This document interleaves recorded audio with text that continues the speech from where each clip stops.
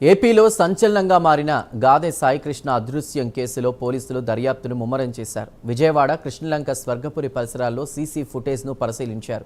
ఇటీవల స్వర్గపురిలో అనాథ శవాలను ఖననం చేశారా, నిబంధనలు సరిగా పాటించారా అనేటువంటి కోణంలో కూడా ఆరా తీస్తూ ఉన్నారు. అయితే దీనిపై మాట్లాడిన కృష్ణలంక స్వర్గపురి శ్మశాన వాటిక కంప్యూటర్ ఆపరేటర్ రవి ఈ మధ్యకాలంలో ఎండలు ఎక్కువగా ఉండడంతో గుర్తు తెలియని బాడీలు చాలానే వచ్చాయని అన్నారు.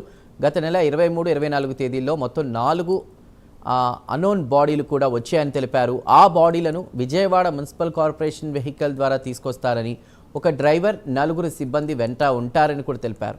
ఇక అన్నోన్ బాడీలు ఆడ మగ వారి వయస్సు అన్నీ కూడా ఒక బుక్ రాసి డ్రైవర్ సంతకం తీసుకుంటామని తెలిపారు.